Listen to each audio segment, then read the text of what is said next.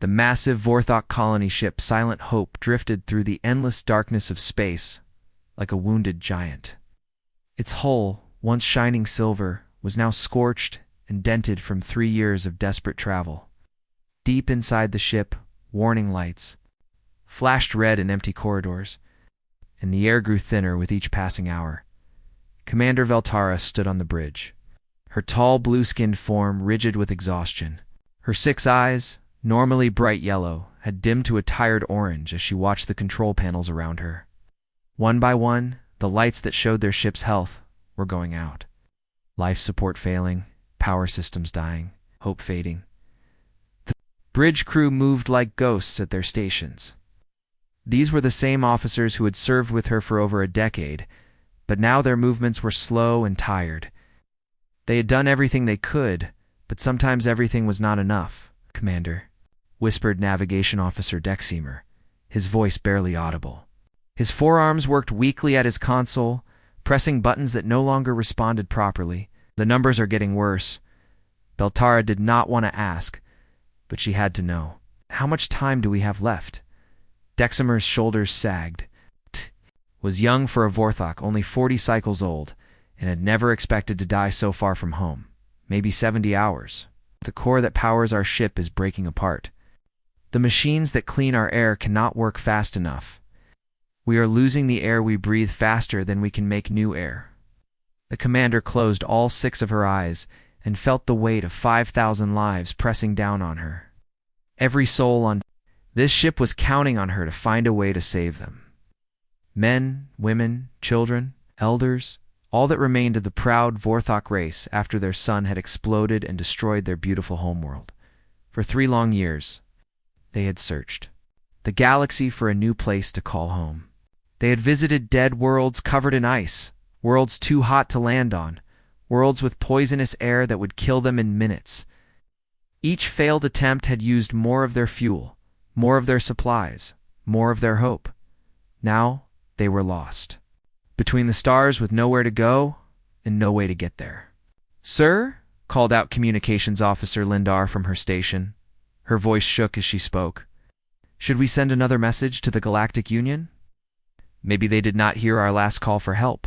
Beltara opened her eyes and looked at the young officer. Lindar was barely an adult, with the smooth, dark blue skin of youth. She still believed that someone would come to save them.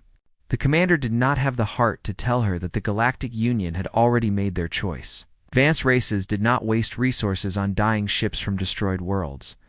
But maybe there was another way. "Lindar," she said slowly, "open a channel on all frequencies. Use every bit of power we have left." The communications officer looked confused. "Commander, if we use maximum power for a message, it will drain what little energy we have left. We might lose life support even faster." "I know," Veltora replied. She walked to the center of the bridge and stood tall, even though her body ached with tiredness. "But if we are going to die anyway, let us die trying to live." The other officers stopped their work and looked at her. In their eyes, she could see the same thing she felt in her heart. This was their last chance. "Open the channel," she commanded. The ship's communication system came to life with a deep humming sound. Every speaker, every transmitter, every piece of equipment that could send a signal into space began working at once. The lights on the bridge flickered as power flowed from their dying systems into one final, desperate cry for help. Veltara took a deep breath of the thin air and began to speak. "This is the Vorthok colony ship Silent Hope. We are lost in the void between stars. Our ship is dying. Our people are dying. We have traveled for 3 years since our homeworld was destroyed, and we have nowhere left to go." Her voice grew stronger as she continued. "We have 5,000 people aboard this ship. We have children who have never seen a sunrise. We have elders who remember the green fields of Vorthok Prime. We have scientists, artists, teachers, and dreamers. All of us will die if no one helps us." The transmission continued to broadcast into the empty darkness, carrying her words to any civilization that might be listening. "If anyone receives this message, we beg you for help. Do not ask for much. Just enough fuel to reach a safe world. Just enough time to save our children. We know we are strangers to you, but we are alive, and we want to stay that way. The power levels dropped even lower. Soon, they would have nothing left. Please, she whispered into the microphone. If there is anyone out there who can hear us, help us. We do not want to die forgotten in the darkness. The message began to repeat automatically, sending their plea over and over into the vast emptiness of space. With each repetition, their ship grew a little colder, a little darker, a little closer to death. But somewhere in the galaxy, someone was listening. 3 long days crawled by like a slow death. The silent hope grew colder with each passing hour. The corridors that once buzzed with life now echoed with the sound of failing machines and quiet sobbing. Most of the Vorthok families had given up hope and locked themselves in their rooms to spend their final hours together. The ship felt like a tomb floating through space. Commander, Veltara had not left the bridge in 72 hours. Her body Ached. Her eyes burned from staring at the control panels, and her throat was dry from breathing the thin air.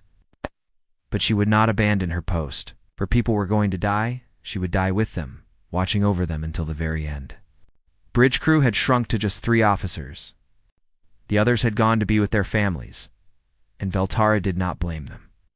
Who wanted to spend their last moments staring at screens that showed nothing but failure? Life support is down to 30%, reported Engineering Officer Kextall, his voice barely a whisper. The recycling systems are completely broken now. We are breathing the same air over and over. Veltara nodded but said nothing. What was there to say? They all knew they were dying. Young Lindar sat at her communication station, still listening for any response to their distress call. The girl had not given up hope, even though no one had answered their cries for help in 3 days. She kept adjusting her equipment, trying different frequencies, boosting the signal in ways that used up their precious remaining power. Lindar, Veltara said gently, you should go to your family now. There is no shame in Commander. Lindar suddenly screamed, jumping up from her chair so fast that she knocked over her water cup. We are getting a message. Someone is answering. Us. Veltara felt her 2 hearts skip a beat. After 3 days of silence, could it be true? She rushed to the communication console, her tired body moving faster than it had in days. Is it the Galactic Union? She asked, hope rising in her chest. Like a warm flame, the Union had the technology and resources to save them. Maybe they had finally decided to help. Lindar's face scrunched up in confusion as she read the incoming signal. No, Commander. The message is coming from a place called the Sol System. The species calls themselves humans. Veltara stared. At the screen? Humans? Are you sure? Yes, Commander. I am checking the galactic database now. Lindar's fingers flew over her controls. It says here that humans are a young species from a small blue world called Earth. They only learned to travel between stars about 50 cycles ago. They are ... primitive. Veltara felt her hope begin to fade. What could a barely spacefaring race do to help them? Humans had simple technology, small ships, and limited resources. They were like children playing with toys compared to the great civilizations of the galaxy. But then the voice came through the speakers. Clear and strong, despite traveling across many light years of space. Vorthok vessel Silent Hope. This is Captain Kim Dae-ho of the Earth ship Rising Dawn. We have received your distress call, and we are coming to help you. 3 ships from Earth are already on their way to your location. Our estimated time of arrival is 18 hours. Please hold on. Stay strong. We are coming to get you. The bridge fell completely silent. Veltara stared at the speaker as if it had just spoken magic words. 18 hours? She whispered. That cannot be right. Lindar checked her star charts. Quickly. Commander, the nearest human colony is 4 days away from us, even if they traveled at maximum faster than light speed. No ship can cross that distance in 18 hours. It is impossible. Engineering Officer Kextall shook his head. Maybe they are lying to make us feel better. Maybe they want us to have hope before we die. But Veltara found herself believing the calm, confident voice of Captain Kim Dae-ho. There had been something in his tone, something that made her think this human meant exactly what he said. "Send a reply," she ordered. "Tell them we are grateful and that we will try to hold on." The hours that followed were the strangest of Veltara's life. Word spread through the ship that help was coming, but not from the powerful Galactic Union or the advanced Sifarian Empire. Help was coming from humans, a species so young that most Vorthok had never even heard of them. Some of her people laughed bitterly. Others cried. Many simply did not believe it. "Humans," muttered Chief Medical Officer Dexara when she heard the news. "What can humans do that we cannot do ourselves? They probably have ships made of metal scraps and engines held together with hope." But as the 18th hour approached, Veltara found herself standing at the main viewing window of the bridge, staring out into the star-filled darkness. Her people were dying around her. Their ship was falling apart. Their only hope for rescue was coming from a species that most of the galaxy considered to be primitive newcomers. Then, exactly 18 hours after Captain Kim's message, 3 bright flashes of light appeared in the distance. "Commander!" Lindar shouted from her station. "3 ships just dropped out of hyperspace, they are. ... They are human ships." Veltara pressed her face against the viewing window and saw them, 3 sleek vessels with strange designs she had never seen before. They moved through space with purpose and speed, heading straight for the Silent Hope. The impossible had happened. The humans had kept their promise. Captain Kim's voice filled the bridge once again, warm and reassuring. "Silent Hope, this is Captain Kim. We are here. Let us help you." Chief Engineer Song Min-ho floated through the damaged corridors of the Silent Hope, holding his electronic tablet close to his face. The small device showed him pictures and numbers that told the story of a dying ship. Behind him, his team of human engineers followed quietly, their eyes wide as they saw the destruction. Around them, the Vorthok ship was huge, much bigger than any human vessel. Its corridors were tall and wide, built for the large blue-skinned aliens who called it home. But now those corridors were dark and cold. Broken pipes leaked strange fluids onto the floor. Sparks flew from damaged electrical panels. The air smelled like burning metal and fear. Min-ho stopped walking and looked at his tablet again. His face grew more serious with each page he read. The damage was worse than he had expected, much worse. "This is terrible," he said quietly to his team. His voice echoed in the empty hallway. "Look at these numbers. Their fusion core, the heart that powers the whole ship, is breaking apart. The life support systems that give them air to breathe are not working on 12 different levels of the ship. And their faster-than-light engine has a huge leak that is spilling dangerous coolant everywhere." Engineer Park Ji-woo, a young man with oil stains on his uniform, looked over Min-ho's shoulder at the tablet. "Boss, this is really bad. Okay. We possibly fix all of this. We do not have the right parts. We do not even understand how most of their technology works." The other humans in the group nodded their heads. They were good engineers, but they were used to working on human ships with human technology. This alien vessel was like trying to fix a puzzle, when half the pieces were missing and the other half were from a different puzzle entirely. Min-ho looked up from his tablet and smiled. It was not a normal smile. It was the kind of smile that appeared on his face when someone told him that something could not be done. His team knew that smile well, and it always made them nervous. "So, what is the plan, boss?" asked Ki-woo, though he was not sure he wanted to hear the answer. Min-ho's smile grew bigger. "We fix it." "Fix what exactly? The life support? The power core?" "All of it." The team stared at him like he had lost his mind. Engineer Kim Soo-jin, a woman with short black hair and tired eyes, shook her head. "Min-ho, that is impossible. We cannot fix everything. We do not have enough time, enough people, or enough materials." "Watch me," Min-ho replied, and he started walking deeper into the ship. What happened next seemed like magic to the watching Vorta. Within just a few hours, teams of human engineers spread through every level of the Silent Hope like busy ants. They carried toolboxes, welding equipment, spare parts, and most importantly, a determination that the alien crew had never seen before. Commander Veltara followed the humans as they worked. Trying to understand what they were doing, she watched. Engineer Lee Soyoung take apart a food-making machine in the ship's kitchen, and somehow use its parts to fix the fusion core that powered the entire vessel. How is she doing that? Veltara asked Minho as they watched Soyoung work. Minho shrugged. The food replicator has microfusion chambers that create energy to make food. Power core uses the same type of fusion reaction, just bigger. Nice. It's taking the small chambers and using them to replace the broken parts in the big reactor. But they are completely different machines. Not to us, Minho said with that same crazy smile. To us, they are just different ways of doing the same job. On another level of the ship, technician Cho Hee-jin was performing an even stranger miracle. She had connected human atmospheric processors, machines designed to clean air on human colonies, to the Vorthok life support system. The two technologies should not have been able to work together. They used different power sources, different computer languages, different everything. But somehow, Hee-jin had made them talk to each other. The Vorthok system thinks our processors are just really smart air filters, she explained to a confused Vorthok engineer. I tricked the computer by making our machines pretend to be Vorthok equipment.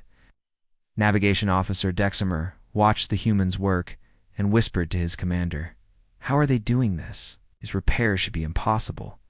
We tried for months to fix these systems, and our engineers are much more advanced than humans." Veltara shook her head slowly. She had been thinking the same thing. The humans worked with an energy and creativity that seemed almost insane, and they found a problem. That could not be solved with normal methods. They did not give up. Instead, they found abnormal methods. When their tools did not fit Vorthok equipment, they modified the tools. When Vorthok parts would not work with human technology, they modified the parts. When the ship's computer would not accept their repairs, they convinced it to change its mind. They refused to believe that anything is truly broken, Veltara said quietly.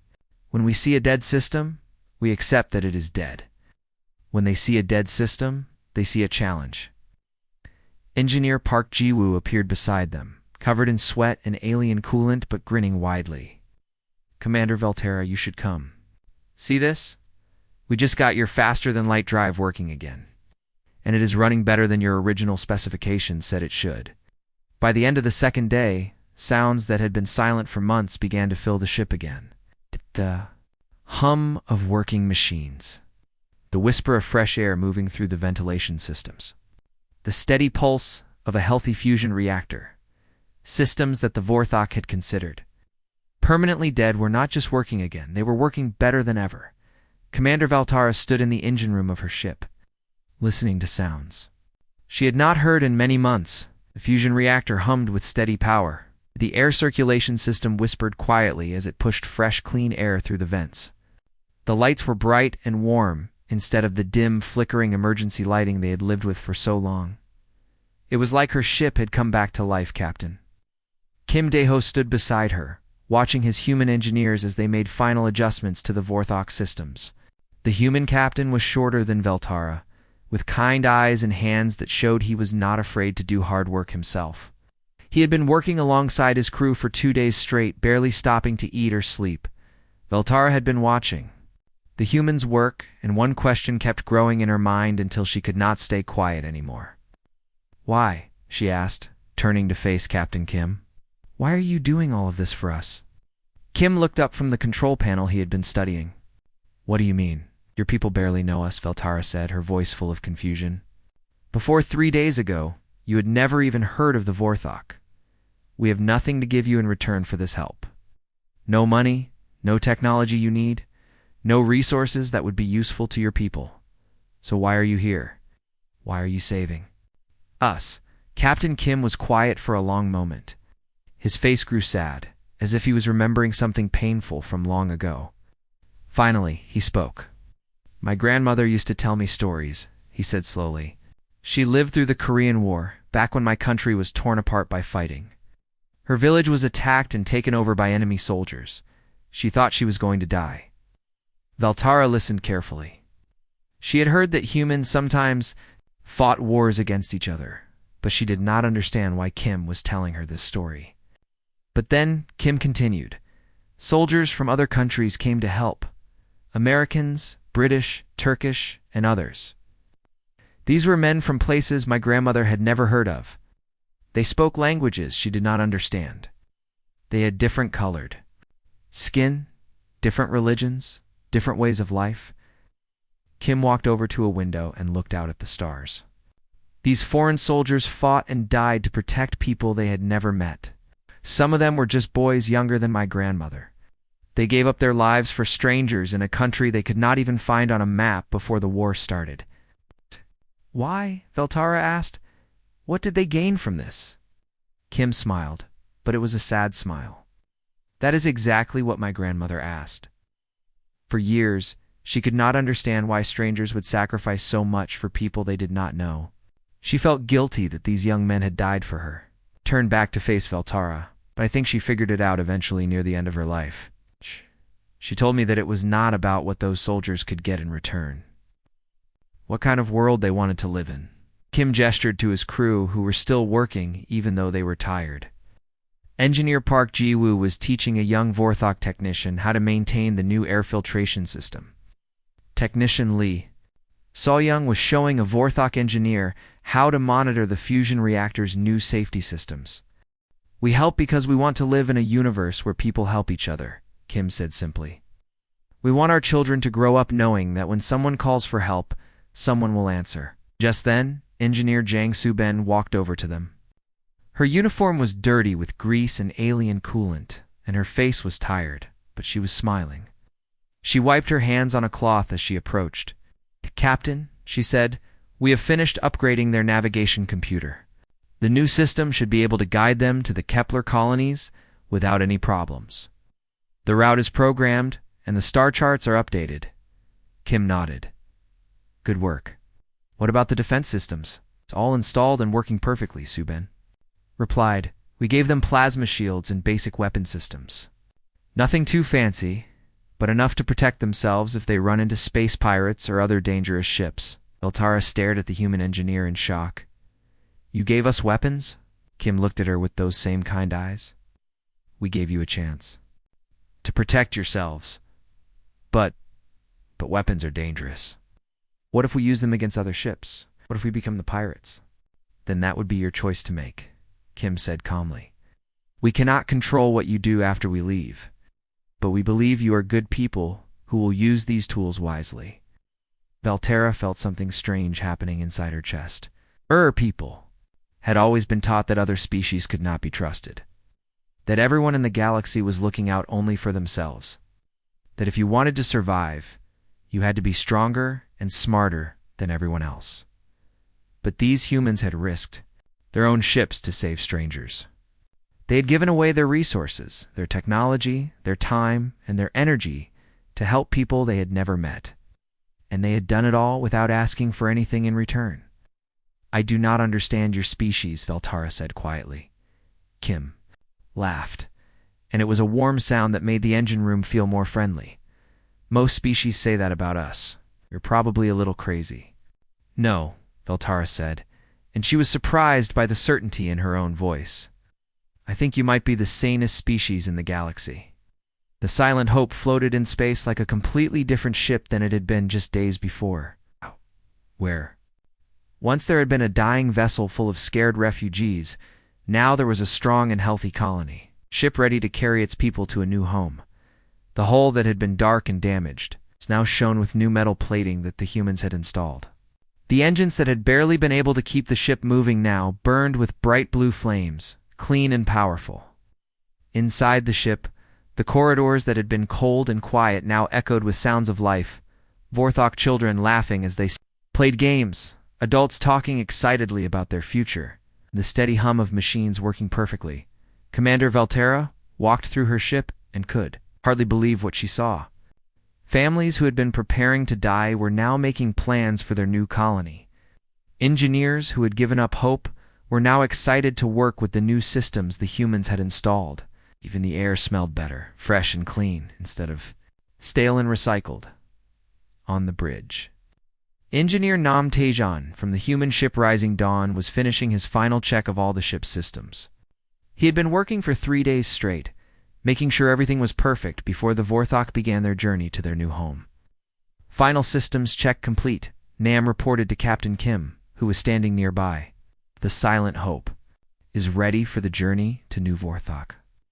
All systems are running at 105% of original specifications. Captain Kim smiled. Better than new. Much better than new, Nam replied with pride. These Vorthok will reach their new colony faster and safer than they ever could have before. Commander Velterra joined them on the observation deck, looking out through the large windows at the 3 human ships that were preparing to leave. She still felt confused by everything that had happened. Her people had been taught that the universe was a dangerous place where only the strong survived, and everyone looked out only for themselves. But these humans had proven that wrong. I still do not understand your species, she said quietly to Captain Kim. I have been thinking about this for days. I ran computer simulations, I studied strategic analysis reports, I looked at everything we know about how different species behave in the galaxy. Kim looked interested. What did you find? Every single analysis says that you should have demanded payment from us, or asked for territory rights, or made us sign alliance agreements that would benefit Earth. But you did none of those things. Veltora shook her head. The computers say that helping us was a bad decision that will cost your people resources with no benefit. Captain Kim laughed, and it was a warm sound that made Veltara feel better. Maybe that is why the simulations always get humans wrong. We do not help people because it will make us money or give us power. We help because it is the right thing to do. But what if we had been different? Veltara asked. What if we had nothing to offer you at all? What if we were just poor refugees with no skills, no technology, no resources that could ever be useful to humans? Then we would have helped you anyway, Kim said without hesitation. He turned to look directly at her, and his eyes were serious. Commander, the universe is a big, cold, empty place. Hey, there are billions of stars and planets, but most of them are dead and lifeless. Life is rare and precious. He gestured toward the window where they could see stars stretching away in all directions. But the universe does not have to feel empty. Every ship we save, every species we help, every life we protect makes it a little less lonely. When we help others, we make the galaxy a warmer place for everyone. Veltara felt tears in her eyes. In her long life, she had never met anyone who thought the way these humans did. The time had come for the ships to part ways. The humans needed to return to their own duties, and the Vorthok needed to continue their journey to the Kepler colonies, where they would build their new home.